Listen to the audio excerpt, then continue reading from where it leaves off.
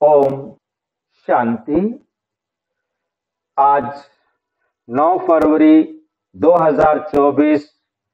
आज की साकार मुरली रंगीन बड़े बड़े अक्षरों में पढ़ें, सुने और मंथन करें। आज की मुरली का हम मंथन कर रहे हैं। आप सभी जो YouTube पर जुड़े हुए हैं या गूगल मीट पर भाई बहने जो जुड़े हुए हैं, उन सब से, क्योंकि हमने केवल मुरली को पढ़ना नहीं है, मुरली को हमने मंथन करना है, इसलिए बहुत अच्छी तरह ध्यान से सुनेंगे ताकि हम अपने आप में समझ सके कि बाबा क्या कहना चाह रहे हैं। और जिनके मन में कोई ऐसी बात स्पष्ट नहीं होती तो वह अपना हाथ उठा सकता है या अपना प्रश्न पूछ सकता है, ताकि जो है उसको उसके प्रश्न का जवाब मिले। उसको जवाब मिलेगा तो औरों को भी उसके प्रश्न का जवाब समझ में आ जाएगा।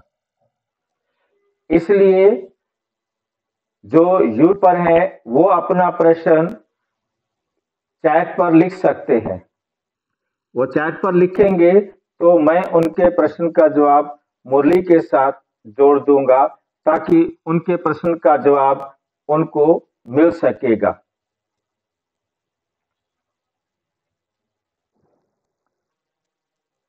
और इसी वीडियो के डिस्क्रिप्शन बॉक्स में गूगल मीट का भी नंबर दिया हुआ है, लिंक दिया हुआ है, और यूट्यूब का भी लिंक दिया हुआ है। तो आप सभी वहां से उस लिंक से लेकर के आप जुड़ सकते हैं, प्रतिदिन सवेरे 6 बजे और शाम को 4 बजे।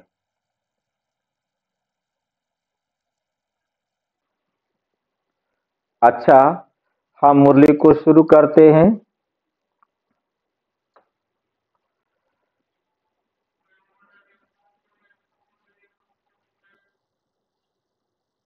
देवीलाल नगर वाले भाई, इसको माइक को बंद करो अपने को। आप आपने माइक बंद नहीं किया क्योंकि आपके आसपास जो आवाज आ रही है जाता है, उसकी आवाज आती है। पहला पहला बटन, हाँ, पहला बटन बंद करेंगे। 3 है ना नीचे, ये है हाथ। हाँ ठीक है, आपकी आवाज बंद हो गई। ठीक है। आपकी मुरली का सार। मीठा मीठा बाबा कहते, मीठे बच्चे, शिव जयंती पर तुम खूब धूमधाम से निराकार, खूब धूमधाम से तुम निराकार बाप की बायोग्राफी, निराकार बाप की बायोग्राफी सबको सुनाओ। ये शिव जयंती ही हीरे तुल्य है, ये शिव जयंती ही हीरे तुल्य है, क्योंकि शिव बाबा आते हैं सबको हीरे सा अनमोल जीवन देने के लिए। जिसको भक्ति मार्ग में गाते आए, हीरा जन्म अनमोल था, कोड़ी बदले जाए।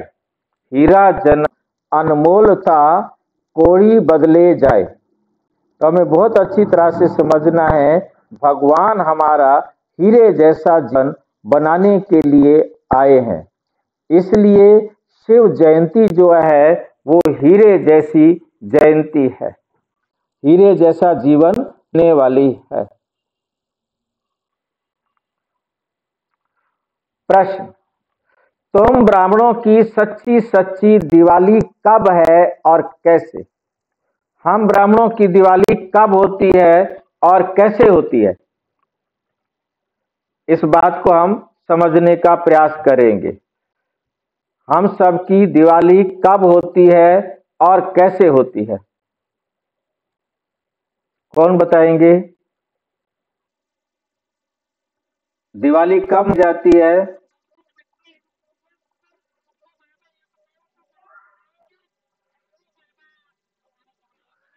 हाँ, हम अपने जैसे जैसे हम आत्माओं की ज्योति जगेगी, हम सब आत्माओं की ज्योति जगाने के लिए परम पिता परमात्मा आए हैं। और हम आत्माओं की ज्योति जगेगी तो हम सब आत्माएं भी जगेंगी और बाकियों की भी ज्योति जगाने में हम सहयोगी बनेंगे। तो हमें बहुत अच्छी तरह से समझना है कि परमात्मा आकर के जो सबसे बड़ी ज्योति है, हम सब आत्माओं की ज्योति जगाते हैं। कैसे ज्योति जगाते हैं? ज्ञान घृत डालते हैं।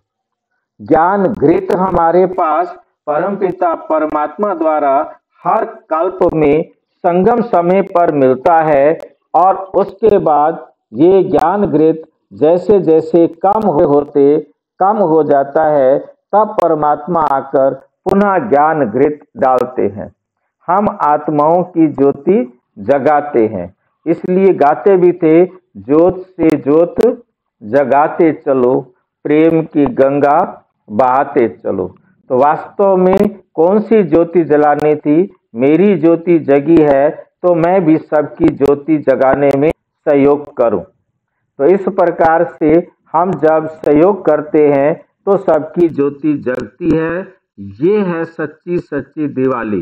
वे तो दिया जला के रखते हैं, रात को जला और अगले दिन सवेरे बुझ गया, परंतु ये ज्योति एक ऐसी है जो पूरा कल्प जगी रहती है। पूरा कल्प इस ज्योति का सुख सभी लेते रहते हैं। तो बाबा कैसे समझाते हैं? वास्तव में शिव जयंती ही तुम्हारे लिए सच्ची सच्ची दिवाली है।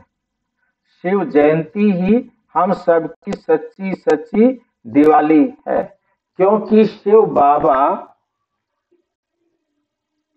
आकर तुम आत्माओं की ज्योति जगाते हैं। ज्योति कौन जगाते हैं? शिव बाबा आकर हम सब दीपकों को जगाते हैं। हर एक के घर का दीप जलता है। सभी घर किसको कहा है? इस शरीर को कहा है। इसके अंदर जो आत्मा दीपक है वो जलता है, अर्थात आत्मा की ज्योति जगती। वे तो दीपक जलाते, लेकिन तुम्हारा सच्चा सच्चा दीपक शिव बाप के आने से जगता है। जब शिव बाप आते हैं वो आकर हमारा दीपक जगाते हैं। इसलिए तुम खूब धूमधाम से शिव जयंती मनाओ। तुम खूब धूमधाम से शिव जयंती मनाओ। ओम शांति। मीठे मीठे रूहानी बच्चे शिव जयंती मनाते हैं। रूहानी बच्चे क्या मनाते हैं? शिव जयंती मनाते हैं। और भारत में तो शिव जयंती मनाते ही हैं। जयंती एक की मनाई जाती है। जयंती एक की, बाकियों की नहीं। जितने भी धर्म पिताएं हैं, जितने भी देवी देवताएं हैं, उनकी जयंती नहीं। क्या समझ में आई ये बात? शिव जयंती मनाते हैं। जयंती तो एक की मनाई जाती है।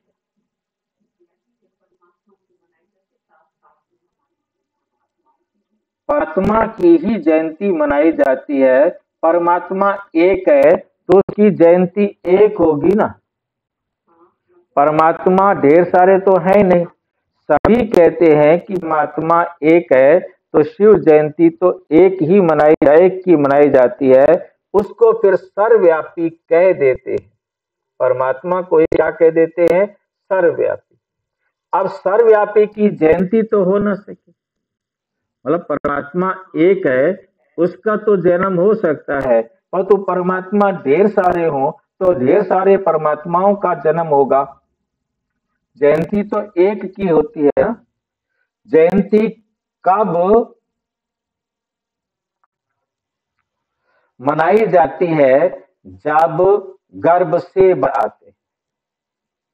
जन्म कब मनाया जाता है? जब आत्मा शरीर बनाकर, शरीर लेकर गर्भ से बाहर आती है, तब उसकी जयंती मनाते हैं। अब शिव जयंती मनाते तो जरूर है, परंतु शिव ने तो कभी शरीर धारण किया ही नहीं। शिव बाबा ने तो कभी जन्म लिया नहीं, शरीर बनाया नहीं। आर्य समाजी भी मानते हैं अभी तो मनाएंगे। आर्य समाजी भी शिव जयंती मनाते हैं। वो शिव जयंती शिव के जन्म का नहीं मनाते, वो का मनाते हैं कि स्वामी दयानंद जी को बोध हुआ था शिवालय में कि ये परमात्मा नहीं है। अरे बोध है, तो कहने का मतलब देने वाला तो अलग है ना, परंतु वहां तो उन्होंने अपनी बुद्धि से समझा कि ये पत्थर का जो शिवलिंग है, इसके ऊपर चूहा चढ़ा हुआ है, ये अपने आप को नहीं रक्षा कर सकता, तो हमारी क्या करेगा। हाँ, तो उन्होंने उसका विरोध किया था। ये बोध के आधार पर वो शिव जयंती ये समझाने के लिए मनाते हैं। तो 2024 में हम क्या मना रहे हैं? 88वीं जयंती। गोया 88 वर्ष हुआ शिव बाबा को आए हुए। जन्मदिन तो सबको याद रहता है, शिव बाबा को भी याद रहता है, तो उनका जन्मदिन मनाया जा रहा है। जन्मदिन तो सबको याद रहता है, फलाने दिन ये गर्भ से बाहर आया, फलाने दिन ये गर्भ से बाहर आया। अब शिव बाबा की तुम 88वीं जयंती मनाएंगे। वे तो है निराकार, उसका तो शरीर ही नहीं है, वो तो है निराकार। उनकी जयंती कैसे हो सकती? शिव बाबा की जयंती कैसे हो सकती है? इतने बड़े मनुष्यों के पास, इतने बड़े मनुष्यों के पास निमंत्रण कार्ड जाते हैं, निमंत्रण कार्ड जाते हैं।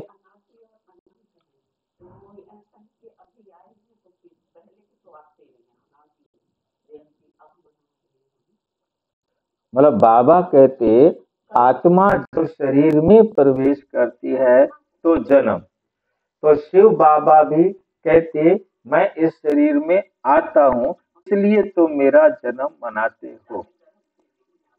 हाँ, शरीर में आते हैं, मैं आकर केवल इस शरीर में प्रवेश करता हूं, इसलिए मेरा जन्म होता है, मेरा मरण नहीं होता।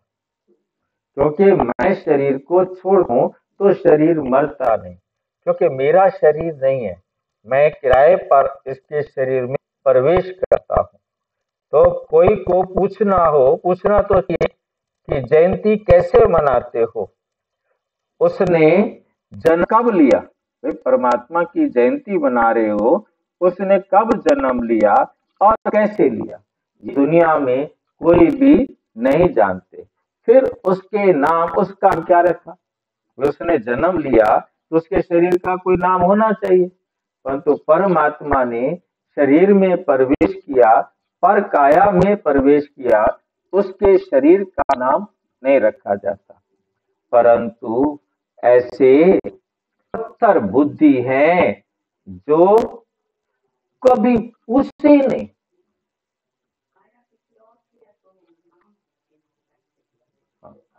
इनका तो आत्मा का नाम है, उनका शरीर का नाम है। तुम उनको बता सकते हो, तुम उनको बता सकते हो, वे है वे है निराकार। शिव बाबा जो है वो है निराकार, उनका नाम है शिव, उनका नाम है शिव। तुम शालिग्राम बच्चे हो, जानते हो इस शरीर द्वारा, तुम जानते हो इस शरीर में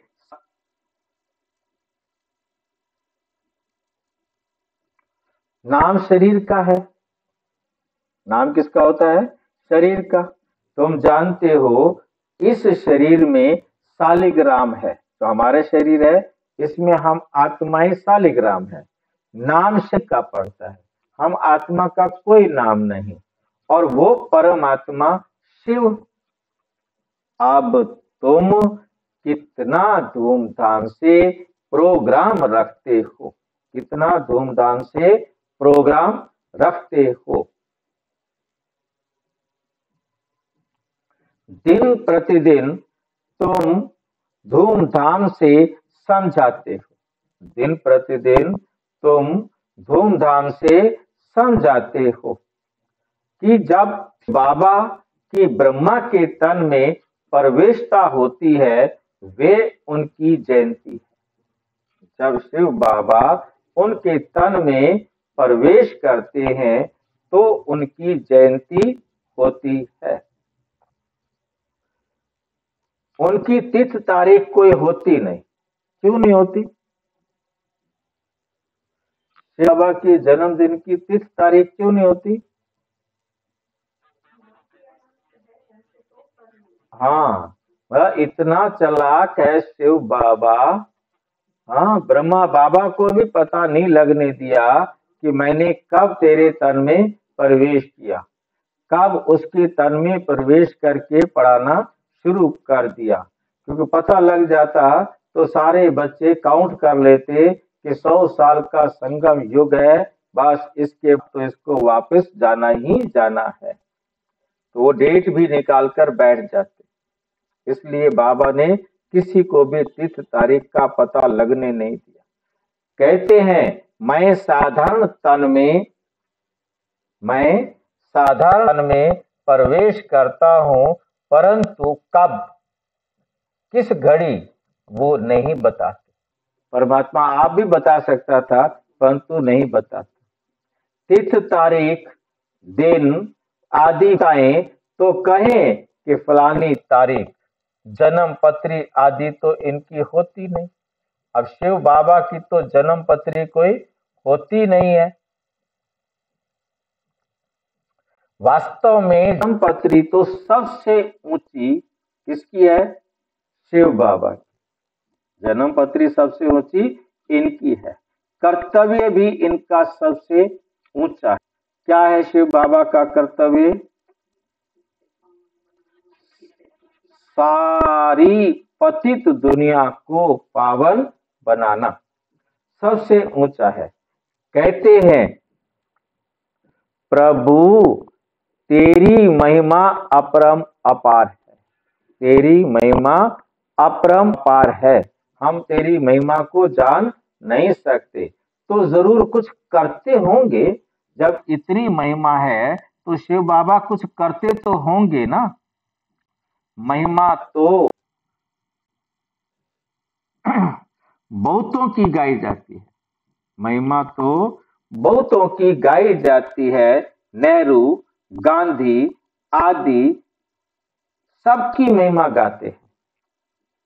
इनकी महिमा कोई बता ना सके, शिव बाबा की महिमा कोई बता ना सके। तुम समझाते हो, वे ज्ञान का सागर है, शांति का सागर है, प्रेम का सागर है, सर्व गुणों का वो सागर है। फिर उनको सर्वव्यापी कैसे कह सकते? जब वो ज्ञान का सागर है, गुणों का सागर है, तो सब जगह कैसे हो सकता है? परंतु कुछ भी समझते नहीं, परंतु कुछ भी समझते नहीं है। हाँ, वो आत्मा को परमात्मा कह देते हैं, आत्मा सो परमात्मा समझ लेते हैं, इसलिए परमात्मा को सर्वव्यापी समझ लेते हैं। आत्मा परमात्मा का अंश है, परंतु वो ये नहीं जानते कि आत्मा कभी भी कट नहीं सकती, तो परमात्मा भी टुकड़े टुकड़े नहीं हो सकती, आत्मा परमात्मा का अंश नहीं हो सकती। और तुम मानते हो, कोई पूछने का साहस भी नहीं करते। दुनिया वाले कोई भी पूछने की हिम्मत भी नहीं करते कि हम जाकर इनसे पूछें। शिव जयंती मनाई जाती है, महिमा गाई जाती है, तो जरूर तो बाबा कहते तो जरूर कोई होकर गए हैं, तभी तो महिमा गाते हैं। कोई आता नहीं, कोई कुछ करता नहीं, तो उसकी महिमा थोड़ा गाते। बहुत भक्त लोग हैं, अगर गवर्नमेंट ना माने तो भक्तों को, साधुओं को, गुरुओं की स्टैंप भी ना बनाए। सरकार मानती है ना उन गुरुओं को, संतों को, महात्माओं को। अब वो कहते हैं कि ये भगवान थे, ये भगवान थे, परशुराम भी भगवान था, राम भी भगवान था, दुनिया भर के, तो उनकी फिर स्टैंप बनाते रहते हैं। गुरुओं की भी स्टैंप ना बनाए यदि वो ना माने उनको। तो जैसे ही गवर्नमेंट ऐसी है, रैयत प्रजा, तो तुम बच्चों को बाप की बायोग्राफी का भी अच्छी तरह मालूम पड़ा है। अब हमें मालूम पड़ा है परमात्मा की बायोग्राफी क्या है, कि परमपिता परमात्मा कल्प में संगम पर आकर सारे संसार की गिरती हुई कला को चढ़ती कला बनाते हैं। और कैसे बनाते हैं ये भी सारा बैठकर हमें समझाया है। तुमको जितना फख्र रहता है उतना और कोई को नहीं रहता। जितना नशा तुम्हें रहता है उतना नशा और किसी को नहीं रहता है। बाकी सब अपने आप में महसूस करते रहते हैं कि कैसे होगा, कैसे होगा। तो आपको नशा बहुत रहता है, ये नशा सदा चढ़ा रहना चाहिए।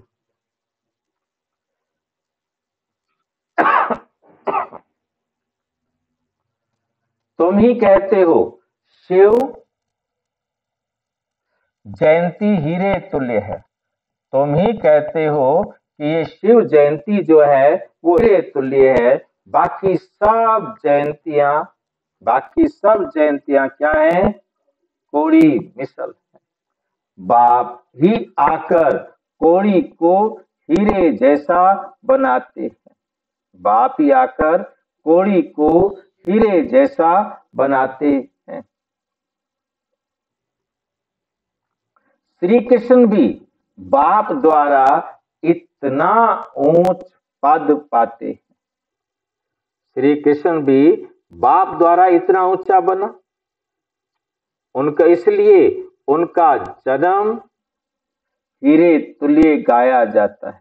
किसका जन्म हीरे तुल्य गाया जाता है? कृष्ण। कृष्ण का जन्म क्यों हीरे तुल्य गाया गया? कृष्ण संगम पर जन्म लेता। श्री कृष्ण का जन्म संगम पर होता है ना। पहले कोड़ी तुल्य होगा, फिर हीरे तुल्य बाबा ने बनाया। हाँ, उनका कृष्ण की जयंती हो सकती है। बाबा कहते कि कृष्ण का जन्म, इसको पहले देखो ना कितना क्लियर किया है कि श्री के भी बाप द्वारा इतना ऊंचा बना, इसलिए उनका जन्म हीरे तुल्य गाया जाता है। श्री कृष्ण क्योंकि संगम पर जन्म लेता, यदि सतयुग में आता तो उसका हीरे तुल्य नहीं। श्री कृष्ण ब्रह्मा बाबा संगम पर ही डायमंड बनते हैं और संगम पर ही विष्णु बनते ही श्री कृष्ण के रूप में जन्म लेते हैं। जैसे ही उन्होंने श्री कृष्ण के रूप में जन्म लिया तो उनका डायमंड जन्म हुआ। हाँ, परंतु हाँ, फिर उसके बाद जब वो विष्णु नारायण बनते हैं तो फिर गिरना शुरू हो जाते हैं। क्योंकि जब तक वो कृष्ण रहते हैं, एडवांस स्टेज में रहते हैं, क्योंकि बाबा ने कहा, बहुत अच्छी तरह इसको यहाँ समझना है। बाबा ने कहा जो एडवांस पार्टी वाली आत्माएं हैं और वो अपनी अवस्था यहाँ से जो बना के गए हैं वो ब्रह्मा कुमारी सेंटर पर नहीं जाएंगे, परंतु वो अपनी उसी आधार से अपने आप को इम्प्रूव करते रहेंगे। इसी प्रकार एडवांस स्टेज वाली आत्माएं भी अपने आप को संपन्न बना के गई हैं, फिर भी अपने आप को जन्म लेकर भी संपन्न बनाएंगे। वो ब्रह्मा कुमारी सेंटर्स पर नहीं जाएंगे। यहाँ पर क्या कर रहे हैं, यहाँ पर अभी कृष्ण ने जन्म ले लिया, क्यों नहीं जा रहे, क्योंकि वो संबंध संपर्क में तो दुनिया के आ रहे हैं ना, और वो उनकी अकर्म की स्टेज है, सतो प्रधान स्टेज है ना। तो जितनी स्टेज है तो अनेक अनेक आत्माओं के साथ वो अपना अकर्म का खाता बना रहे हैं ना। तो इस प्रकार से उनका जो जब तक रहेंगे, बड़े हो गए तो 22 साल के, मान लो 21 साल के हो भी गए, तो अब सबके संपर्क में आ रहे हैं कि नहीं आ रहे। अब उनको नहीं पता कि ये कृष्ण है, परंतु वे उनके साथ अकाउंट तो बना रहे हैं ना।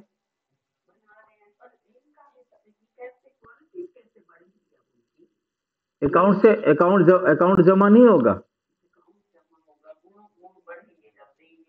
जब सबके साथ व्यवहार कुशल बन के सबके साथ सतो प्रधान व्यवहार करेंगे तो उनका खाता जमा होगा कि नहीं होगा। परंतु वो कहेंगे ब्रह्मा कुमार। और बाबा की जो शब्द है वो समझने वाला है, चाहे एडवांस पार्टी हो चाहे एडवांस स्टेज हो, वो देवता कहलाएंगे सतयुग में जाने के बाद। ब्रह्मा कुमारी सेंटर पर ही नहीं जाएंगे, क्या जरूरत है कहने की। मतलब हाँ, मतलब उन्हें देवता नहीं माना जाएगा। एडवांस पार्टी वाले, एडवांस स्टेज वाले और ब्रह्मा कुमारियां, ये सब माँ कुमार ही कहेंगे, ब्राह्मण ही कहेंगे, इनको हम देवता नहीं कहेंगे। इसलिए ये बड़ी गुह्य लाइन है। कि क्या लाइन है, ध्यान से देखिए इस लाइन को तो हमें समझ में आएगा कि हीरे तो बनाते हैं, श्री कृष्ण भी बाप द्वारा इतना ऊंच बना, इसलिए उनका जन्म हीरे तुल्य गाया जाता है। पहले कोड़ी तुल्य होगा, फिर हीरे तुल्य बाबा ने बनाया। वही पहले कोड़ी तुल्य था, फिर ब्रह्मा के रूप में उसको पढ़ाया और संपन्न बनाया। और ब्रह्मा के 3 रोल चले, 3 रोल चले, ब्रह्मा प्रजापिता ब्रह्मा का, फिर शंकर का, फिर विष्णु का। तो फिर विष्णु रूप में भी वो ब्राह्मण ही कहलाएगा, देवता तो जब नारायण बनेगा तब कहलाएगा।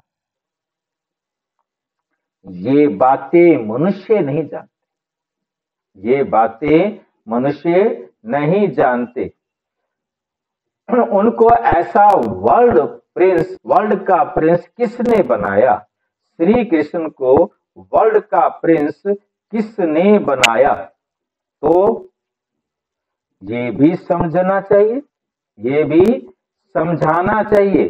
पहले खुद समझना है, फिर औरों को समझाना है। श्री कृष्ण जन्म अष्टमी आते हैं, बच्चा तो माता के गर्भ से बाहर निकला और उनको टोकरी में ले गए। दुनिया वालों ने दिखा कि श्री कृष्ण गर्भ से बाहर निकला और उसको टोकरी में ले गए।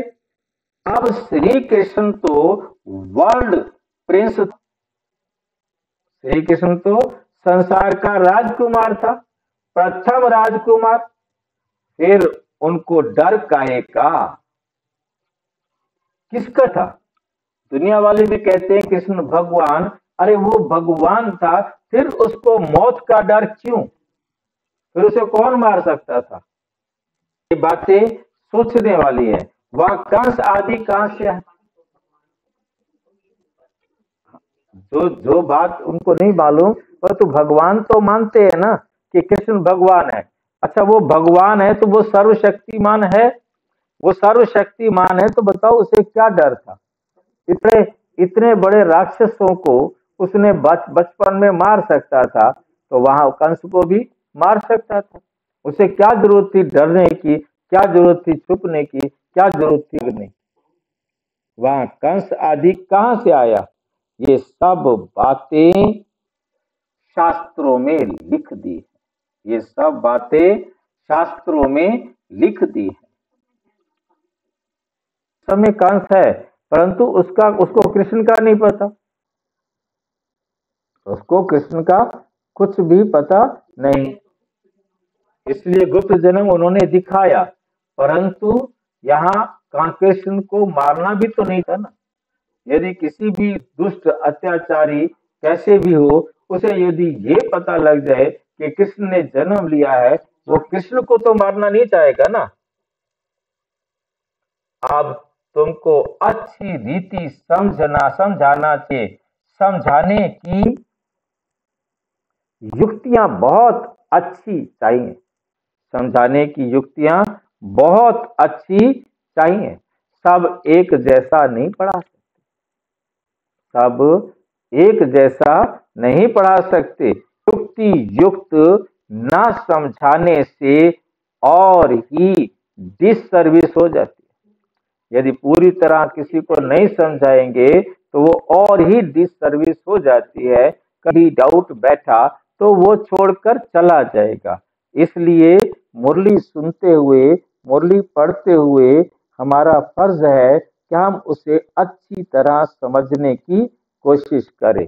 ना समझ में तो बड़े भाई बहनों से सेंटर पर जाके पूछना चाहिए, जिनसे भी हमें डाउट क्लियर हो, ताकि हम छोड़कर जा ना सके। अब शिव जयंती मनाई जाती है तो जरूर शिव की ही महिमा करेंगे। गांधी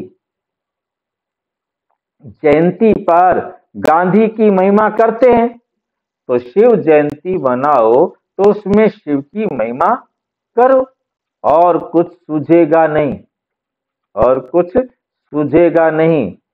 अब शिव जयंती तुम मनाते हो तो जरूर उनकी मां, उनकी बायोग्राफी व जीवन व जीवन चरित्र भी होगा। शिव बाबा का जीवन चरित्र कब से होगा? जब से शरीर में प्रवेश किया। जब तक परमात्मा ने शरीर में प्रवेश नहीं किया तो उसका सांसारिक जीवन चरित्र हो नहीं सकता। परम धाम में बैठा हुआ कोई चरित्र है नहीं, क्योंकि परम धाम की तो बाबा सीधे शब्दों में कहते कि परम धाम की हिस्ट्री ज्योग्राफी नहीं है, सूक्ष्म वतन की हिस्ट्री ज्योग्राफी नहीं है। फिर तो परमात्मा जब पर काया में प्रवेश करते हैं तब से उनका जीवन चरित्र बनता है, और इसी संगम पर आकर वो सारे संसार की आत्माओं को पावन बनाने का कार्य करते। तो उनकी एक एक एक्टिविटी को, एक एक मुरली को सुनते हुए हम समझ सकते हैं कितना एक्सपर्ट टीचर, कितना अनुभवी टीचर है कि एकदम बाबा कहते एक सेकंड में मैं समझा देता हूँ। वो समझ नहीं आता किसको, वो उस आत्मा का पार्ट है, परंतु परमात्मा कैसी युक्ति समझाते हैं, सामने कैसे बच्चे बैठे हैं और कैसे उन्हें समझाना चाहिए। जैसे आप कहते हैं मनुष्य कोई पूछते भी नहीं, बाबा कहते हैं, परंतु कमाल की बात है कोई भी मनुष्य ये पूछते नहीं है कि शिव जयंती कैसे शुरू हुई, शिव जयंती कैसे शुरू हुई, ये भी कोई नहीं पूछते। उसका कुछ भी वर्णन है नहीं, उसका कुछ भी वर्णन है नहीं। उनकी महिमा तो अपरम अपार गाई जाती है, उनकी महिमा तो अपरम अपार गाई जाती है। शिव बाबा को भोलानाथ है, शिव बाबा को भोलानाथ कहे महिमा करते हैं। शिव बाबा को क्या कहते हैं? भोलानाथ। वो भोलानाथ है, हम भोले हैं, भोले हैं। मतलब बाबा कहते भोले तुम नहीं हो, भोला मैं हूं। मैं आकर तुम बच्चों को, तुम मेरा अपकार करते हो भी मैं तुम्हारा आकर उपकार करता हूँ, कितना भोला हूँ। मैं तुम्हारे अपकार वृत्ति को देखता ही नहीं। तुम कितने अपकार करने वाले हो, कितना अपकारी हो, मैं फिर भी तुम्हारा उपकार करता हूँ। और वो लोग क्या करते हैं, शिव और शंकर को एक कह देते हैं, शंकर को भोलानाथ समझ लेते हैं। वास्तव में भोलानाथ शंकर तो हो ना सके। क्यों नहीं? भोलानाथ शंकर क्यों नहीं लगता? क्योंकि उनके लिए तो कहते हैं, आंख खोली तो विनाश हुआ, आंख खोली तो विनाश हुआ। और खाने को उसको क्या मिलता था? आक धतूरा, धतूरा खाता था। बताओ कैसे भोला होगा? उनको फिर भोलानाथ कैसे कह सकते हैं? महिमा महिमा तो एक की होती है, महिमा तो एक की ही होती है। तुमको शिव के मंदिर में जाकर जाना, तुमको शिव के मंदिर में जाकर समझाना चाहिए। वहां बहुत लोग आते हैं, शिव के मंदिर में बहुत लोग आते हैं। तो शिव का जीवन चरित्र सुनाना चाहिए कि शिव बाबा कैसे आकर हम आत्माओं को पढ़ाते हैं और एक एक कमी निकालने की कितना सहज विधि समझाते हैं। कहते हैं भोला भंडारी शिव बाबा, भोला भंडारी शिव बाबा। अब शिव और शंकर का भेद भी तुमने ही बताया है। क्या बताया शिव और शंकर का भेद? कि दोनों का नाम अलग, दोनों का रूप अलग, दोनों का काम अलग। और शंकर सूक्ष्म वतनवासी, शिव परम धामवासी। शंकर विनाशकारी, शिव कल्याणकारी। शंकर पुजारी, शिव पूज्य। शंकर बैठकर पूजा कर रहा है और शिव पूज्य है। शंकर का भी आराध्य है शिव, जिसका कोई सांसारिक शरीर नहीं है। शिव तो शरीरधारी है, शिव तो शंकर भोगता है। शंकर शरीरधारी है, शंकर भोगता है, क्योंकि उसने शरीर धारण कर लिया। शिव की पूजा होती है, शिव के मंदिर में जाते हैं। जाकर तुम शिव बाबा की कहानी सुना, शिव के मंदिर में जाओ और उनको शिव की कहानी सुनाओ। जीवन कहानी अक्षर सुनकर कोई का माथा ही चक्रित हो जाएगा। उनको कहो, आओ हम तुम्हें शिव की जीवन कहानी सुनाएं, जीवन कहानी सुनाएं। सुनकर के उनका माथा ही चक्रित हो जाएगा कि शिव की जीवन कहानी, ये क्या कहते हैं, कहानी कैसे सुनाएंगे? हाँ जी।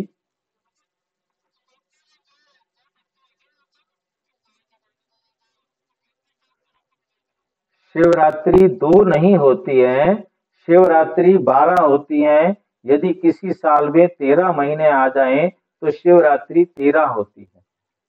हर महीने की अमावस से एक दिन पहले शिवरात्रि होती है, क्योंकि उन विचारों को समझ में नहीं आया। जैसे आजकल आप देखते हैं, बच्चा पैदा होता है, 1 साल तक कौन इंतजार करे उनका जन्मदिन मनाने की। उनका जन्मदिन हर महीने मनाया जाता है। हाँ जी, हाँ, और मासिक जन्मदिन मनाते हैं।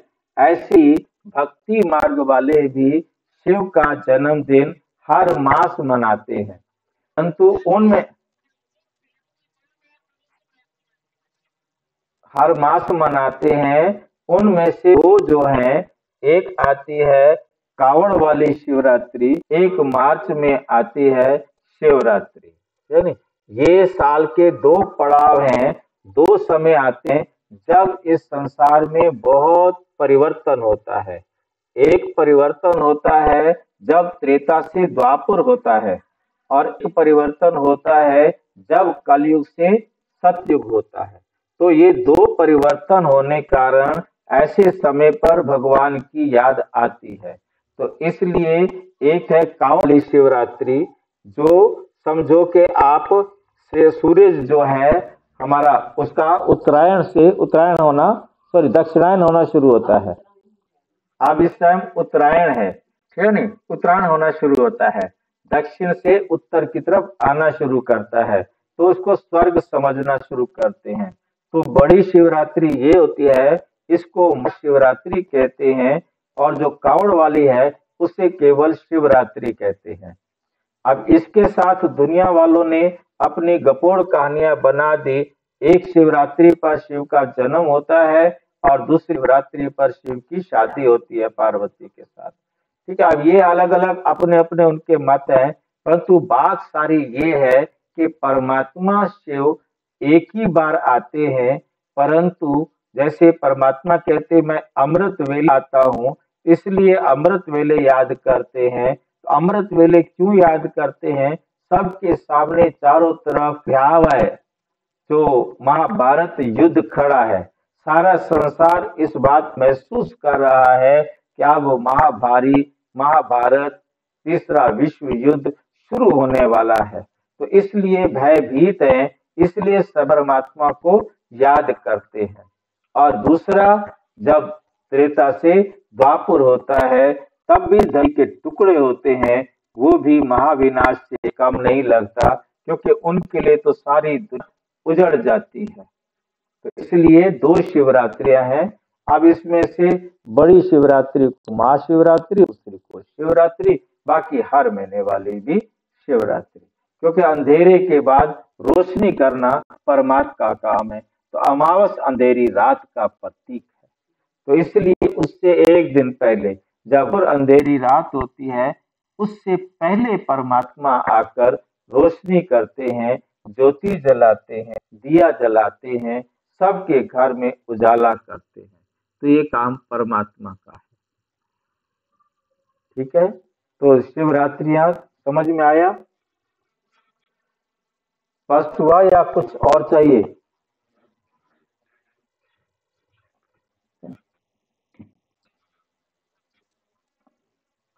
अच्छा, तो मनुष्य वंडरफुल बातें बहुत समझ जाएंगे।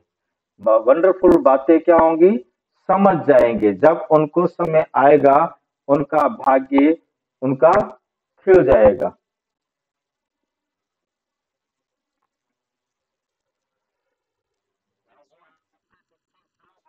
हाँ, मैं उसी के लिए थोड़ा ठीक कर रहा हूँ उसी को। तो निमंत्रण पर जो आएंगे उनको कहेंगे, निमंत्रण पर जो आएंगे उनको कहेंगे, उनको हम निराकार परम पिता परमात्मा की जीवन कहानी सुनाए। उनको पहले निमंत्रण दो कि आओ हम तुम्हें परमात्मा की जीवन कथा सुनाएं। जब उनको जीवन कथा सुनाएंगे, तब उनको भी समझ में आएगा।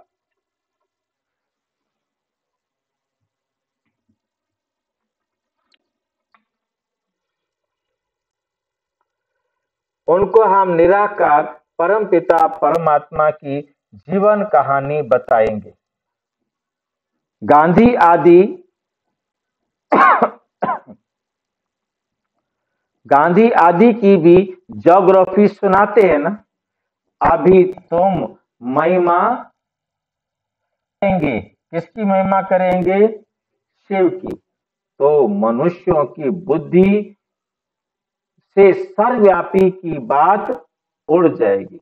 जब उनको शिव बाबा की महिमा समझाएंगे, तब उनकी बुद्धि में जो ये बैठा है कि कण कण में भगवान है, वो निकल जाएगा।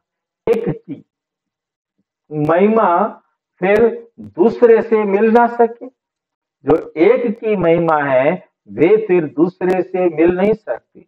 ये जो मंडप बनाते हैं, ये जो मंडप बनाते हैं, वह प्रदर्शनी करते हैं, वे कोई शिव का मंदिर तो है नहीं।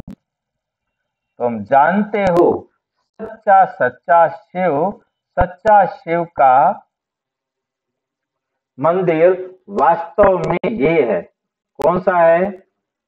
जहां रचता खुद बैठ परमपिता परमात्मा खुद बैठ रचता और रचना के आदि मध्य अंत का ज्ञान सुनाते हैं। आदि मध्य अंत का राज समझाते हैं। तुम लिख सकते हो रचना की जीवन कहानी और रचना के आदि मध्य अंत का राज, अथवा हिस्ट्री सुनाएंगे। उनको लिखो, संदेश दो कि आपको हम निमंत्रण दे रहे हैं, शिव बाबा की जीवन कहानी सुनाएंगे और शिव बाबा कैसे आकर रचना रचते हैं उस इतिहास भूगोल भी सारा सुनाएंगे। हिस्ट्री ज्योग्राफी भी सुनाएंगे कि कैसे संसार की रचना करते हैं। संसार के आदि मध्य अंत का सारा राज सुनाएंगे। हिंदी अंग्रेजी में लिखत हो, बड़े बड़े के पास जाएंगे तो वंडर खाएंगे कि ये कौन है जो भगवान की जीवन कहानी सुनाएंगे। कौन है जो भगवान की जीवन कहानी सुनाएंगे सिर्फ रचना के लिए। सिर्फ रचना के लिए तुम कहेंगे तो समझेंगे परले हुई फिर नई रचना रची। परले हुई फिर नई रचना रची, परंतु नहीं। परमात्मा दुनिया वाले कहते हैं कि भगवान आकर पहले क्या करेगा? परले करेगा, फिर जो है ना नई रचना रची जाएगी। तो यही बात बाबा कितने क्लियर कर रहे हैं कि परले कभी भी नहीं होती, परले से पहले ही रचना करते हैं। हमारा जो नियम है ब्रह्मा द्वारा नई देवी सृष्टि की रचना करना, फिर शंकर द्वारा आसुरी सृष्टि का विनाश कराना और फिर विष्णु के द्वारा दैवी सृष्टि की पालना करना। तो यहाँ पहले स्थापना होती है, फिर विनाश होता है और फिर पालना होती है। तो ये तीन कर्तव्य परमपिता परमात्मा कैसे आकर करते हैं ये उनको सुनाना है, तुमको समझाना है। बाप पतितों को आकर पावन बनाते हैं तो मनुष्य वंदर खाएंगे। शिव के मंदिर भी बहुत आएंगे, शिव के मंदिर में भी बहुत आएंगे। हलवा मंडप बड़ा होना चाहिए। बाबा को कितना है कि हाल और मंडप बड़ा होना चाहिए, मेरे बच्चों को बैठने में दिक्कत नहीं हो। तो तुम प्रभात फेरी निकालते हो, उसमें भी ये लक्ष्मी नारायण का राज्य किसने स्थापन किया? ये प्रभात फेरी में निकालो कि लक्ष्मी नारायण का राज्य किसने स्थापन किया। उन्हों को ये समझाना है निराकार शिव बाबा जो सभी आत्माओं का बाप है, निराकार शिव बाबा सभी आत्माओं का बाप है, वो ही आकर राजयोग सिखाते हैं। शिव बाबा राजयोग सिखाते हैं। देखिए कि राजयोग का जिक्र गीता में भी है, परंतु वो नहीं जानते कि राजयोग क्या होता है। राजयोग क्या होता है, ऐसे ऐसे विचार सागर मंथन कर चाहिए कि कैसे शिव के मंदिर में जाकर सर्विस करें, कैसे शिव के मंदिर में जाकर सर्विस करनी चाहिए। शिव के मंदिर में सवेरे, शिव के मंदिर में सवेरे पूजा करते हैं, घंटे आदि भी सवेरे बजते हैं। शिव बाबा भी प्रभात के समय आते हैं। कब आते हैं?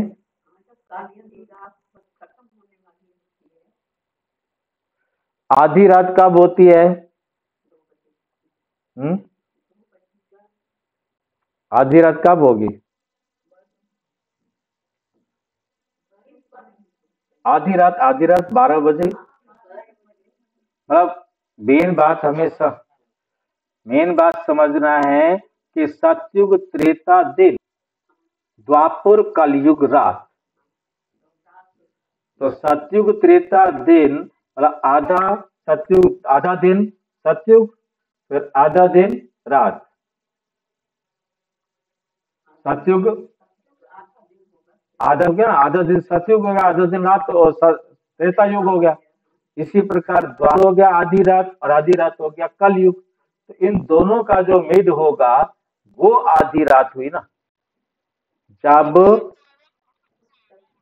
जब द्वापर युग, अब आ गई ठीक, जब द्वापर युग खत्म होता है और कल युग शुरू होता है, तब हाँ तब आधी रात होती है।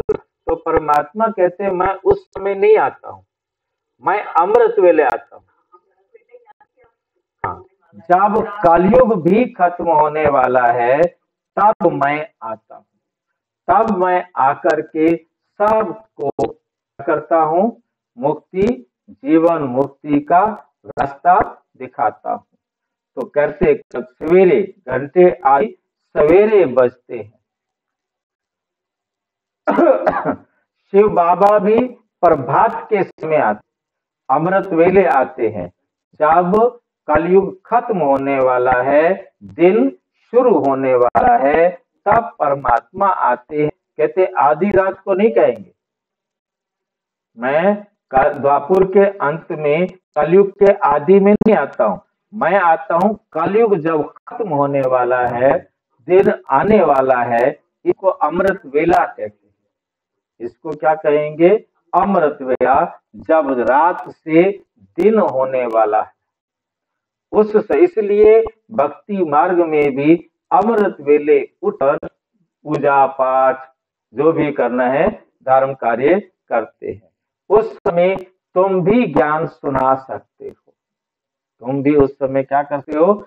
ज्ञान सुना सकते हो, क्योंकि मनुष्य सोए हुए रहते हैं रात को, फिर भी मनुष्यों को फुर्सत होती है। रात को मनुष्यों को क्या होती है? फुर्सत होती है।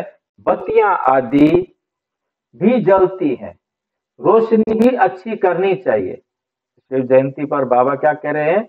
रोशनी भी अच्छी करनी चाहिए। शिव बाबा आकर तुम आत्माओं को जगाते हैं। सच्ची सच्ची दीपावली तो ये है, हर एक के घर का दीपक जगा हुआ है। हर क्या घर का दीपक जलना वाला? हर एक के शरीर के अंदर जो आत्मा रूपी दीपक है, उसमें बाबा ज्ञान घृत डालकर उस दीपक को जगाते हैं। यानी आत्मा की ज्योति जगती है। वे तो घर में स्थूल दीपक जलाते हैं, वे तो क्या करते हैं? स्थूल दीपक जलाते हैं, परंतु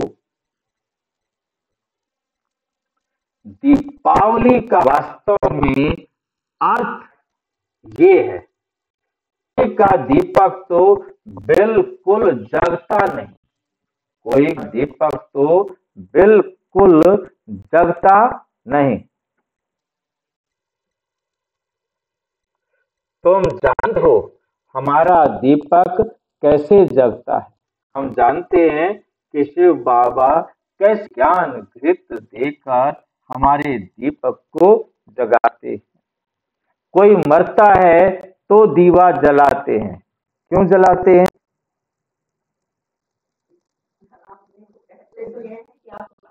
हाँ, कहते हैं कि अंधियारा ना हो, परंतु पहले तो आत्मा का दीप जगे, तब तो अंधियारा खत्म हो।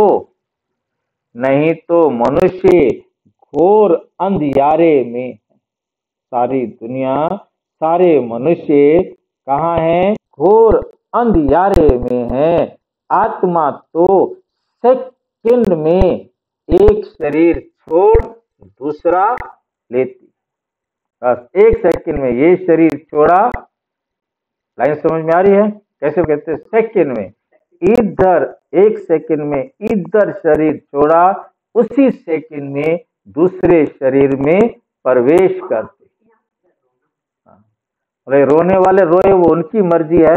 बाकी जो अच्छे बच्चे हैं वो खुश होते हैं कि अच्छा है इस आत्मा का शरीर छूटा। नहीं बन गया, मैं समझ रहा हूँ, परंतु बात यह है अब जो ज्ञान का समय आ गया, एक तरफ जिनको ज्ञान समझ में आ गया वो नहीं रोते, उन्हें समझ में आ गया कि आत्मा का पाठ पूरा हुआ और इसने शरीर छोड़ा और जाकर अपना दूसरा पाठ बजाया, क्योंकि 1 सेकंड तो वो आत्मा हमारे साथ रुक नहीं सकती। अंधियारे आदि की इसमें कोई बात ही नहीं। ये भक्ति मार्ग की, ये भक्ति मार्ग की रस्म है। घृत खलास होने से क्या कहा जाता है? घृत खलास होने से दीवा बुझ जाता है। घृत खलास हो जाता है तो दीवा क्या है? बुझ जाता है। ज्ञान, ज्ञान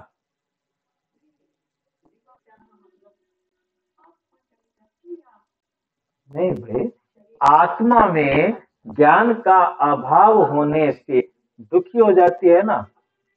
तो ज्ञान घृत शिव बाबा आकर देते हैं, जिससे हमारा दीवा जलता है और फिर ज्ञान घृत खत्म हो जाता है, पवित्र खत्म हो जाती है, शांति खत्म हो जाती है, सुख शक्तियां जो गुण हैं ये खत्म हो जाते हैं, तो हमारा जीवन दुखी हो जाता है। फिर धक्के खाना शुरू कर देते हैं। ज्ञान रोशनी नहीं है तो फिर धक्के खाएंगे ना। घृत खलास होने से दीवा बुझ जाता है। अंधियारे का भी अर्थ कुछ समझते नहीं। दुनिया वाले अंधियारे का अर्थ भी कुछ समझते, पितृ आदि खिलाने की भी अर्थ का भी अर्थ नहीं समझते। पितृ आदि खिलाने का भी अर्थ दुनिया वाले नहीं समझते। आगे आत्माओं को बुलाते थे। पहले आत्माओं को बुलाते थे। पहले नियम था कि ब्राह्मण में समर्थ होती थी कि वह आत्माओं का आह्वान करते थे, आत्माओं को बुलाते थे, कुछ पूछते थे। अभी इतना नहीं चलता। यहाँ भी आते हैं, कोई कोई यहाँ भी आते हैं, कोई कोई समय कुछ बोल देते, कोई कोई समय कुछ बोल देते हैं। बोलो, तुम सुखी हो तो कहेंगे हाँ जी, तो जरूर यहाँ से जो जाएंगे अच्छे घर में जन्म लेंगे।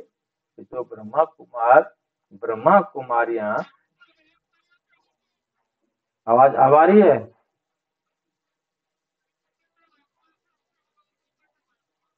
हाँ, मैं उसको बार बार पकड़ने की कोशिश कर रहा, उसका पकड़ के खींच के ले जाता हूँ कि आ जाओ, तेज हो जाओ आवाज। पता नहीं क्या हो रहा है इसको, एकदम बंद हो जाता है।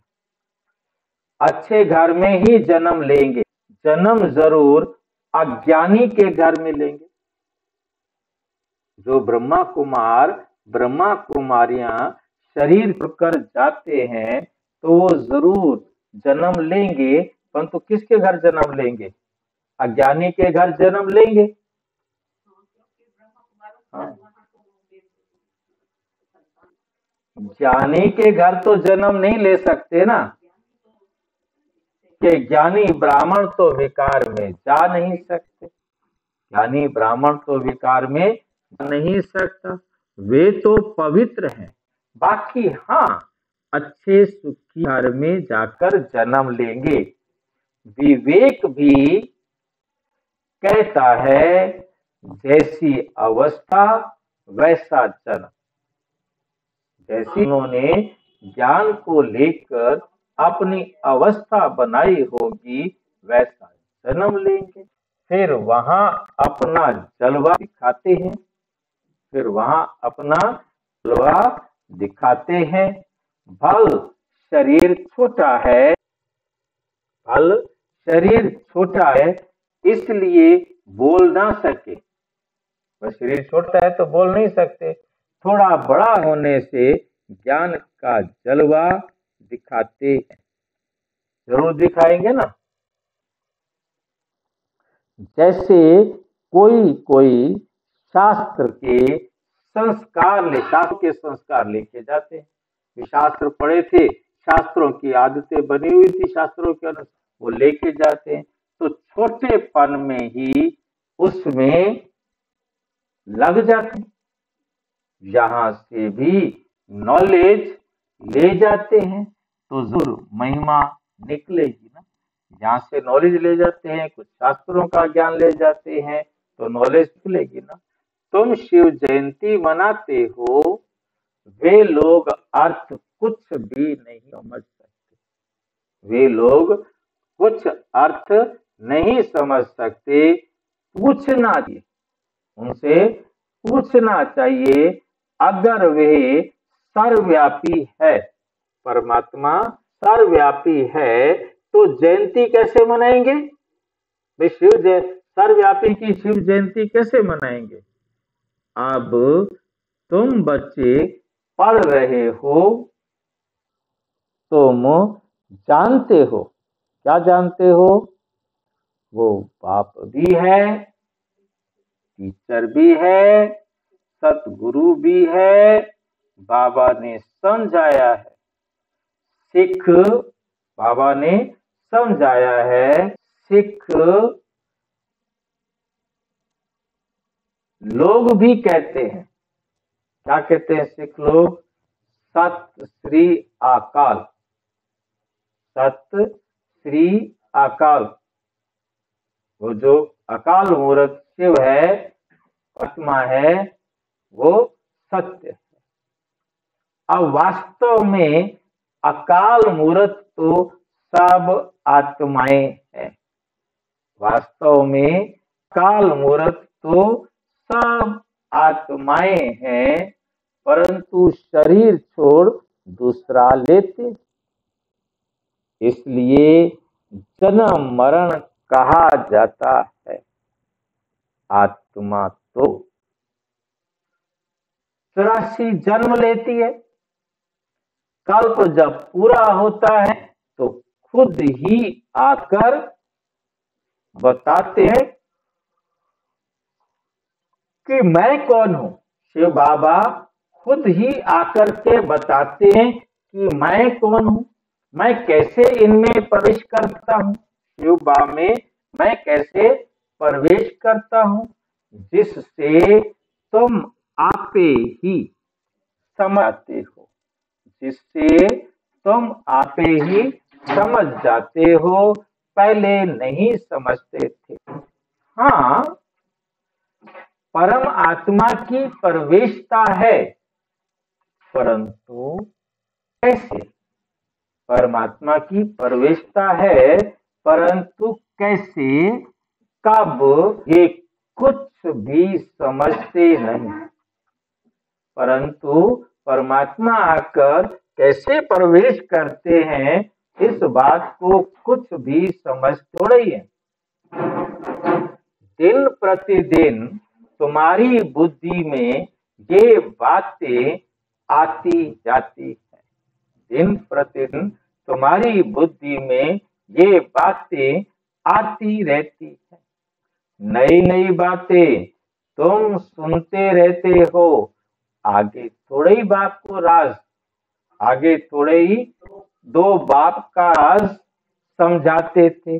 अब तो हम सारे कहते हैं ना तुम्हारे दो बाप है, एक शरीर का बाप है और एक आत्मा का बाप है। परंतु पहले तो हमें ये दो का राज पता ही नहीं था, हम नहीं समझाते थे। और बाबा जो शुरू शुरू में दो बाप का राज नहीं समझाते थे, आगे तो जैसे बेबियां थी। कौन बेबियां थी? बच्चे। कितने क्लियर बात बाबा करते हैं। उनको नए नए बच्चे, उनको क्या पता था? बाबा बिल्कुल छोटी छोटी बातें जैसे उनको समझ में आ सके, जितना वो समझ सके उतना ही बाबा बताते थे। अभी भी बहुत कहते हैं, अभी भी बहुत कहते हैं बाबा हम 2 दिन का बच्चा हूं, हम 2 दिन का बच्चा हूं, आपका बच्चा हूं तो कितना बच्चा हूं, इतने दिन का बच्चा हूं। समझते हैं जो कुछ होता है कल्प कई मिसल होता है, क्योंकि ड्रामा हूबहू रिपीट होता है, इसमें बड़ी नॉलेज है। समझाने में भी समय लगता है, समझने में भी समय लगता है, पहले समझेंगे और फिर समझाएंगे। जन्म ले फिर मर भी पड़ते, ये बच्चे बने फिर मर पड़ते हैं। 2 मास 8 मास का हो मर पड़ते हैं। 2 महीने का बच्चा बन गया फिर मर गया, 8 मास का मर गया, 10 साल बाद मर गया, 15 साल बाद मर गया, पता नहीं कब मर गया। तुम्हारे पास आते हैं, कहते हैं ये राइट, ये राइट है, वो हमारा बाप है, हम उनकी संतान हैं, हाँ हाँ कहते हैं। बच्चे लिखते भी हैं, बहुत प्रभावित हो जाते हैं, और फिर बाहर गए खलास, मर पड़ा, फिर आते ही नहीं, सिरदर्दी खत्म, फिर आते ही नहीं तो क्या होगा, उनका क्या होगा, या तो पिछाड़ी में आकर रिफ्रेश होगा या तो प्रजा में आ जाएगा, या तो पिछाड़ी में आकर रिफ्रेश होगा या तो प्रजा में आ जाएगा। ये सब बातें समझानी है। हम शिव जयंती कैसे मनाते हैं, हम शिव जयंती कैसे मनाते हैं।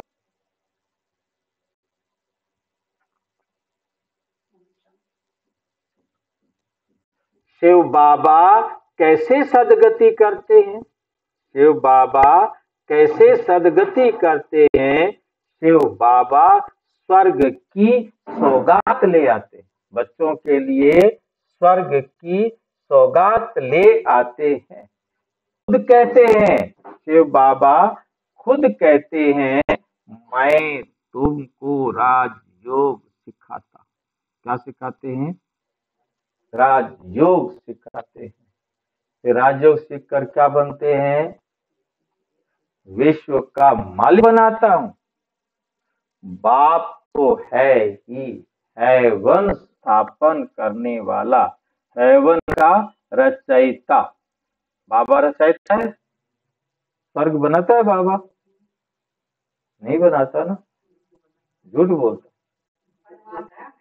हाँ बनाता नहीं है, हमारे से बनवाता है। कहते हैं तुम बनाओ, तुमने स्वर्ग को भोगना है, तुमने रहना है। हाँ रास्ता बता, कहते हैं मैं नहीं बनाऊंगा, मैं बनाऊंगा तो मुझे रहने जाना पड़ेगा, मैं फंसता ही नहीं हूँ इस झमेले में। बस सिर्फ रास्ता बता के कहता है बनाओ अपने लिए, जैसा बनोगे वैसा तुम्हें मिलेगा।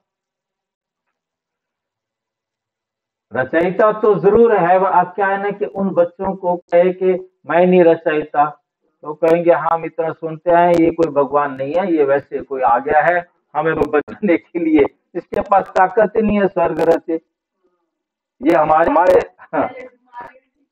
ना ये विपरीत ठीक कर सकता।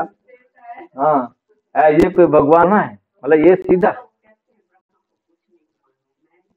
हाँ मैं सिर्फ रास्ता बताता हूँ, बताने वाला मैं हूँ, ये ब्रह्मा रास्ता बताने वाला नहीं। का रचयित तो जरूर हेवन का ही मालिक बनाएगा।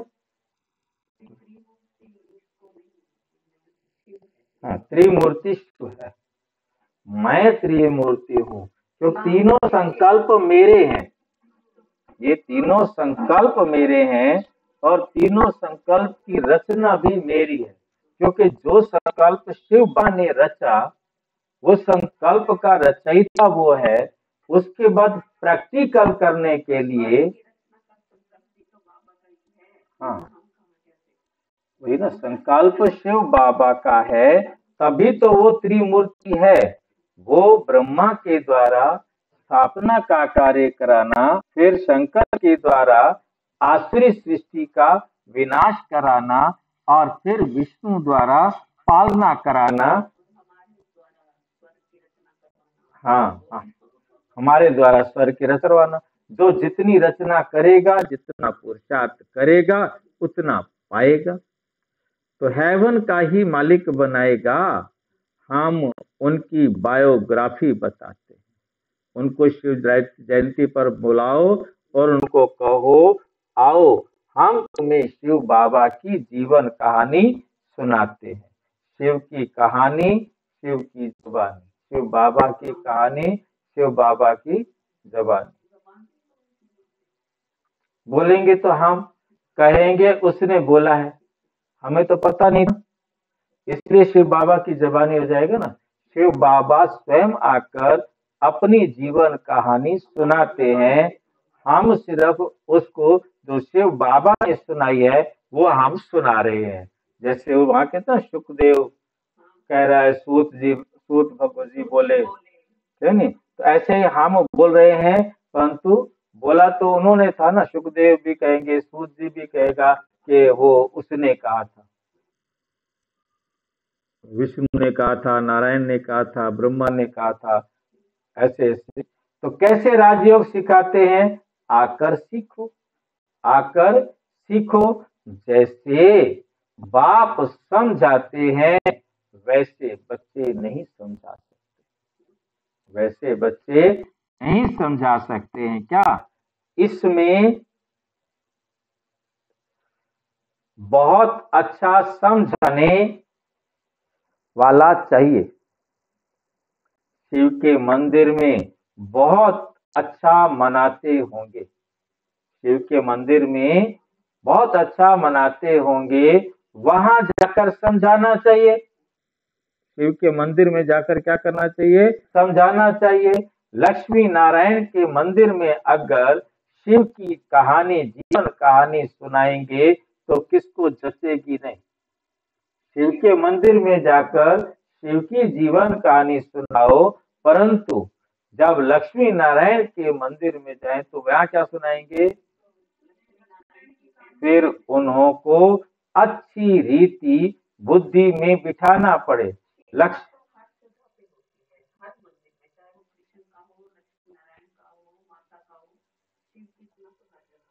शिवलिंग, शिवलिंग की स्थापना सब मंदिरों में होती है, परंतु जिसको विशेष रूप से मंदिर बनाया जाता है उसको विशेष महत्व देते हैं, वहां शिव को महत्व नहीं देते।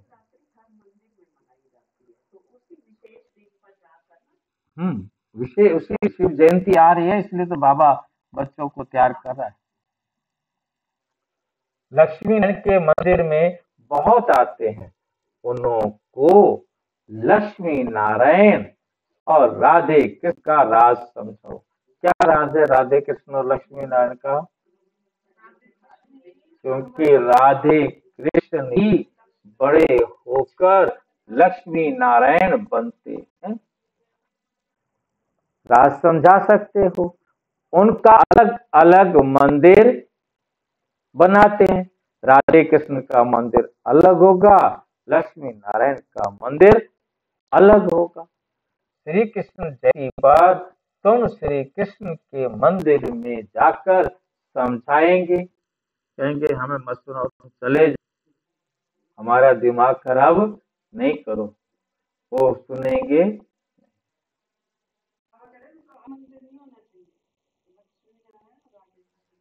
सुनने वाले तो अलग बनाते हैं ना। हाँ, कृष्ण मंदिर कहते हैं।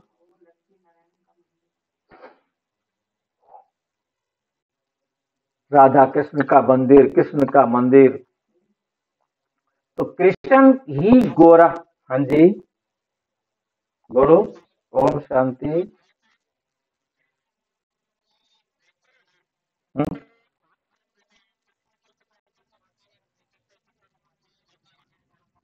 हाँ बिल्कुल बिल्कुल।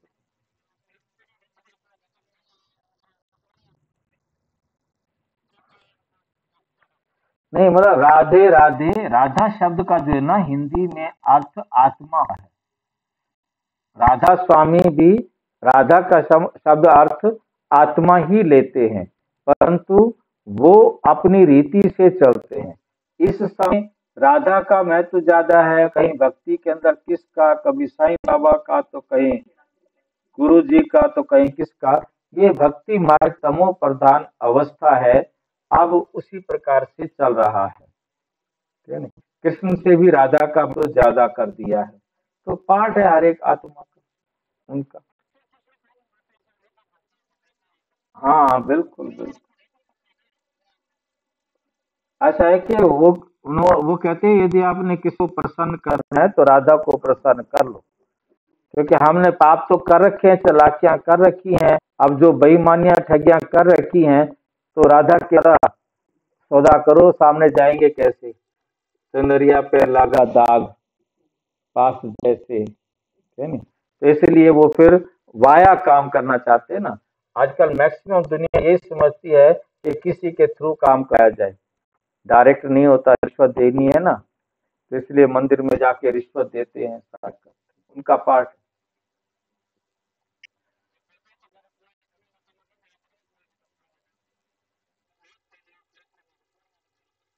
ऐसा ना, ये कहानियां इतनी बड़ा बड़ा बना दी है ना, जिनकी कोई हद नहीं है।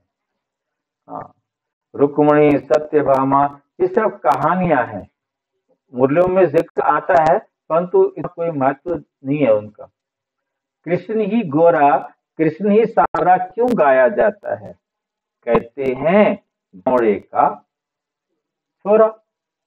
अब गावड़े में गाय बकरियां चराते होंगे ना, बाबा फील करता है हम भी गावड़े के थे। कौन? ब्रह्मा बाबा के, मैं भी गावड़े का था, ना टोपी ना जुत्ती, ना फिर टोपी होती थी ना जुत्ती होती थी। अब स्मृति आती है हम क्या थे? ब्रह्मा बाबा के अब याद आता है हम क्या थे। फिर बाबा ने आकर प्रवेश किया, तो ये बाप लक्ष्य सबको मिले, ये बाप का लक्ष्य सबको मिले। क्या है? शिव बाबा को याद करो, अर्थात शिव बाबा की श्रीमत पर चलो, तो सदगति दाता है। वो क्या है? सदगति दाता है। तुम रामचंद्र की जीवन कहानी बता सकते हो। क्या सुनाओगे राम की कहानी?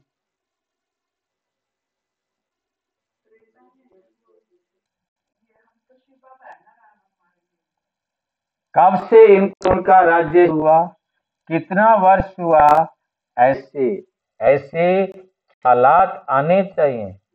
शिव के मंदिर में शिव की बायोग्राफी सुनानी है, शिव के मंदिर में शिव की बायोग्राफी सुनानी है। रामचंद्र और राम में क्या अंतर मिलता है? रामचंद्र हो गया दशरथ का बेटा, और रामचंद्र कौन हो? हाँ जी, राम शिव है, और रामचंद्र जो है कौन होगा? हम नहीं बताएंगे दशरथ का बेटा, हम क्या बताएंगे? त्रेता में सभी रामचंद्र हैं, सब क्षत्रिय हैं, उनके 12 जन्म हैं। हम वो नहीं बताएंगे। हम दशरथ का बेटा रामचंद्र नहीं बताएंगे, क्योंकि जब सतयुग होता है तो सभी नर नारायण, सभी नारी लक्ष्मियां होती हैं। जब त्रेता होता है तो सभी नर राम और सभी नारी सीता होती, उनको चंद्रवंशी कहा जाएगा और इनको सूर्य वंशी।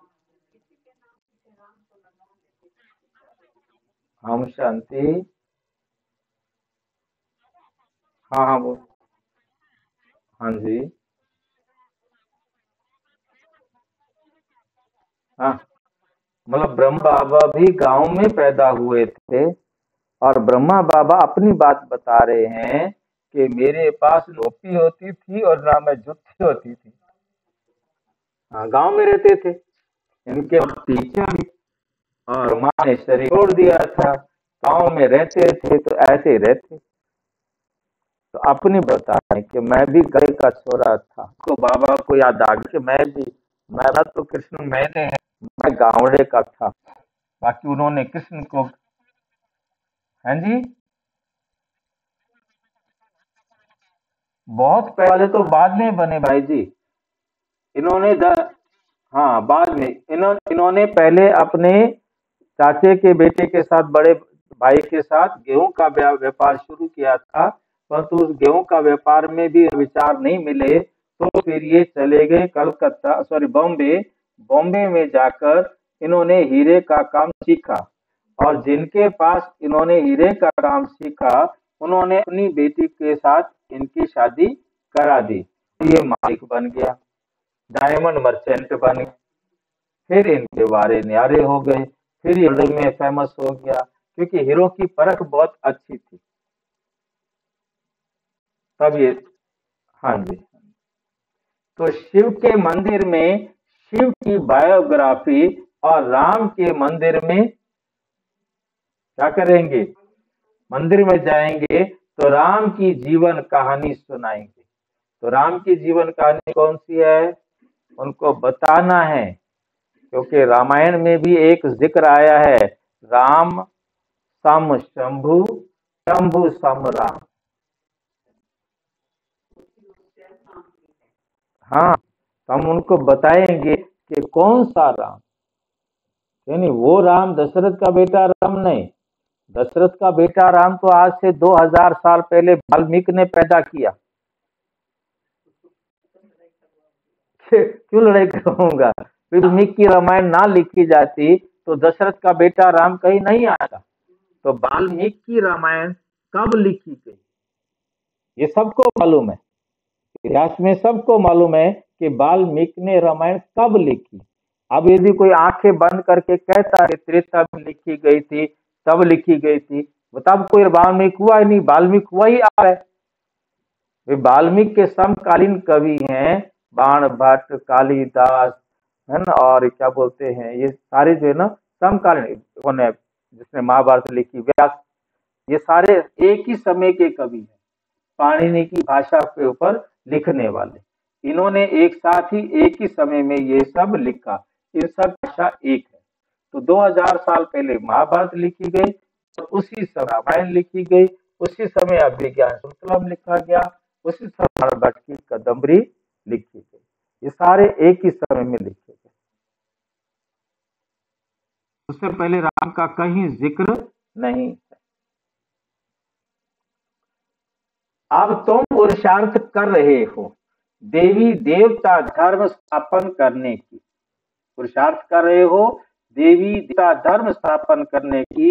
हिंदू धर्म तो कोई ने स्थापन नहीं किया, हिंदू धर्म तो किसी ने भी स्थापन नहीं किया। बाकी हिंदू कोई धर्म नहीं है, हिंदू कोई धर्म भी नहीं है। क्यों नहीं है, ये हिंदू मुगलों ने नाम दिया था, हिंदू मुगलों ने नाम दिया था कि जो कुरान को नहीं मानते वो काफिर है, वो हिंदू है। और जो कुरान को नहीं मानेंगे, जो मुस्लिम त्योहार भाग नहीं लेंगे, तो वो हिंदू हैं, और उन्हें जजिया कर देना होगा। तो उन्होंने कहा ठीक है।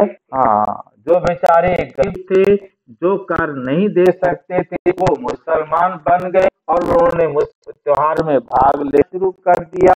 और जो टैक्स दे सकते थे, पैसे वाले, उन्होंने कहा ले लो पैसे, हम गर्व से कहो कि हम हिंदू हैं, ये लो पैसे। ये सीधा कहना है, कहने से बिगड़ेंगे। यदि आप उनको कहेंगे ना सीधे, तो वो बिगड़ेंगे, समझते हैं। क्या समझेंगे? ये कोई ईसाई है। तुम बोलो हम आदि सनातन देवी देवता धर्म वाले। हम सब कौन है? आदि सनातन देवी देवता धर्म के हैं, जिसको आजकल हिंदू कह दिया है। तो आजकल हिंदू कह दिया है। अच्छा अच्छा, मीठे मीठे सिक्की लदे बच्चों प्रति माता पिता बाप दादा याद प्यार और गुड मॉर्निंग। रूहानी बाप की रूहानी बच्चों को नमस्ते। हम रूहानी बच्चों की रूहानी बाप दादा को नमस्ते नमस्ते नमस्ते। धारण के लिए मुख्य साथ। नंबर 1, शिव जयंती धूमधाम से मनाओ। शिव जयंती धूमधाम से मनाओ। शिव बाबा के मंदिर में शिव की और लक्ष्मी नारायण के मंदिर में लक्ष्मी नारायण व राधे कृष्ण की बायोग्राफी सुनाओ। सबको युक्ति से समझानी देनी है। सबको युक्ति से समझानी दो।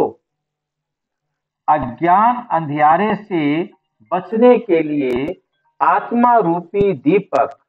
अज्ञान अंधियारे से बचने के लिए आत्मा रूपी दीपक को ज्ञान घृत से सदा प्रज्वलित करते रहो। हर सदा क्या रखना है? प्रज्वलित रखना है। दूसरों को भी अज्ञान अंधियारे से निकालना है। खुद को भी अज्ञानता के अंधेरे से निकालना है और दूसरों को भी अज्ञानता के अंधेरे से निकालना है।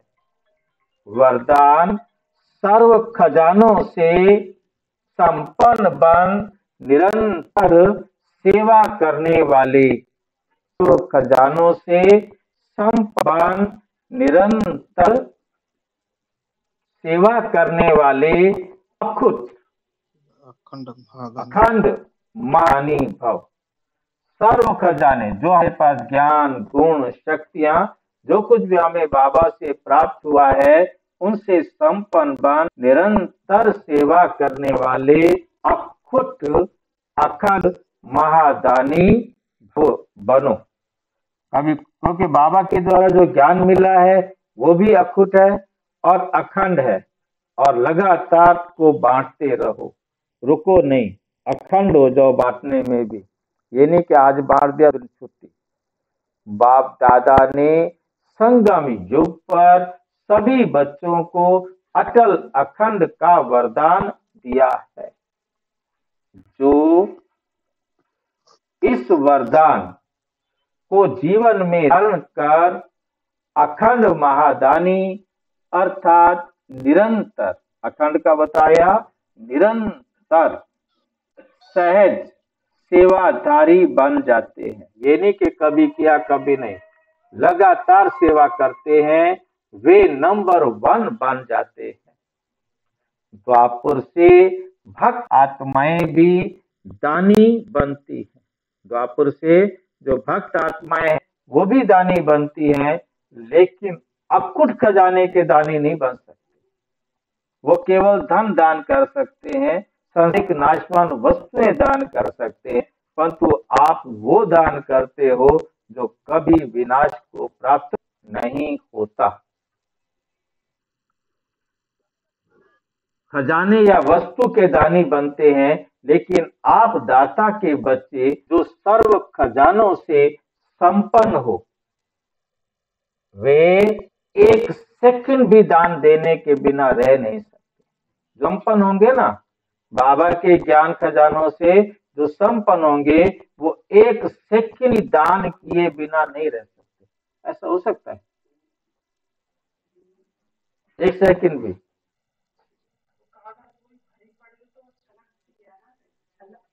छलकेगी नहीं, आज जल रही छलक जाए, परंतु जो भरी हुई होगी वो छलकेगी नहीं, वो जरूर हर पल बांटता ही रहेगा, क्योंकि संपन्न मन संपूर्ण तभी है जब उसने ज्ञान को समझकर अपने जीवन में धारण कर लिया है, जब उसने एक एक संस्कार बाबा की श्रीमत पर बना लिया है, तब वो संपन्न है। तब वो सबको वो बोलेगा, वो सबके लिए शिक्षा होगी, वो देखेगा तो भी शिक्षा होगी, और चलेगा वो उसका हर एक्ट, हाँ, उसका हर पल सबको दाता वाला होगा, उसके जीवन का एक एक एक्ट सब रास्ता दिखाने वाला होगा। स्लोगन है, अंदर सच्चाई सफाई प्रत्यक्ष तब होती है जब स्वभाव में सरलता हो। जब तक सरलता नहीं होती तब तक सच्चाई सफाई, स्वभाव में सरलता नहीं है तो कहीं ना कहीं सच्चाई सफाई में कमी है, पूरी तरह धारणा में नहीं है। अच्छा, ओम शांति। और विस्तार से जानने के लिए प्रजापिता ब्रह्मा कुमारी ईश्वरीय विश्वविद्यालय के किसी भी सेवा केंद्र पर संपर्क करें, और यदि प्रश्न है तो 9213106986 पर केवल टेलीग्राम करें, 9650692270 पर केवल व्हाट्सएप करें, फोन नहीं। ओम शांति। हाँ जी, कौन सुनाएंगे? मैं सुना रही हूँ। कोई प्रश्न है किसी का तो प्रश्न भी पूछ सकते हैं, कुछ सुनाना चाहते हैं तो सुना सकते हैं। हाँ जी भाई, आवाज आ रही है? हाँ, आवाज आ रही है।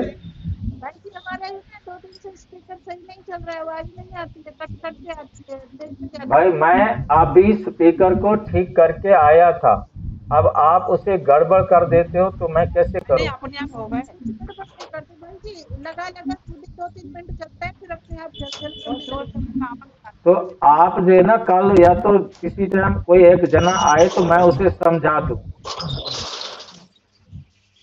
बाबा ने बताया भाई शांति, हाँ बाबा जी, कहाँ मुरली सुनवा रहे हैं। बाबा की बात बताए थे ना बाबा ने। हाँ जी, हाँ जी। ओम शांति। शिव जयंती और ही सच्ची सच्ची दिवाली है। हाँ जब शिव बाप आते हैं तभी जयंती मनाई जाती है। हाँ, शिव बाबा आते हैं तो जयंती मनाई जाती है। बाबा ने रास की बात बताई कि श्री कृष्ण का जन्म अभी हीरे तुल्य है, क्योंकि संगम हाँ, युग पर हीरे तुल्य बनता है। ये संगम हीरे तुल्य बनता है। कृष्ण के जन्म को ही डायमंड जन्म कहेंगे, क्योंकि उसका जन्म संगम पर होता है। सत्य होगा तो नारायण होगा, बाकी किसी की जयंती नहीं मनती।